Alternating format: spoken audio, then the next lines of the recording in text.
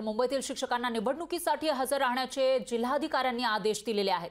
लोकसभा होईपर्यंत शिक्षकांना निवडणुकीचे काम करण्याचे आदेश दिलेले आहे। मनपा शाळेसोबत खासगी शाळांच्या शिक्षकांना सुद्धा जिल्हाधिकारी आणि पालिकेचं पत्र गेल्याची माहिती समोर आली आहे। तर ऐन परीक्षा तोंडावर असताना पुढील 3 महिने शिक्षक निवडणुकीच्या कामामध्ये जुंपले जाणार आहेत आणि त्यामध्ये मुंबईमधील शिक्षकांना तर जिल्हाधिकाऱ्यांनी आदेश दिल्याची माहिती समोर येते। तसं पत्र पाठवल्याची माहिती सुद्धा समोर येते। मनपा शाळेसोबतच ज्या खासगी शाळा तिथल्या शिक्षकांना सुद्धा जिल्हाधिकाऱ्यांनी हे पालिकेने पत्र पाठवल्याची माहिती समोर येते। त्यामुळे आता मुंबईमधील शिक्षक काय करणार ते बघावं लागेल, कारण बहिष्कार टाकण्याचा निर्णय मुंबईमधील शिक्षकांनी घेतल्याची माहिती समोर आली होती।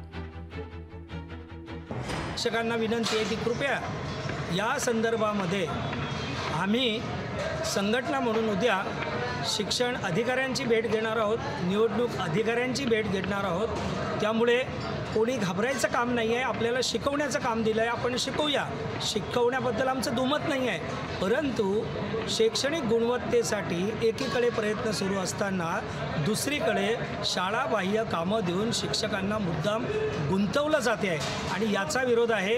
उद्या आम्ही तातडीने शिक्षण अधिकाऱ्यांना, निवडणूक अधिकाऱ्यांना निवेदन देणार आहोत आणि मागणी करणार आहोत की इतर विभागातील कर्मचारी घ्या, सातत्याने तुम्हाला शिक्षकच कसे दिसतात। लोकशाही मराठी ऐका, पहा, जागरूक रहा।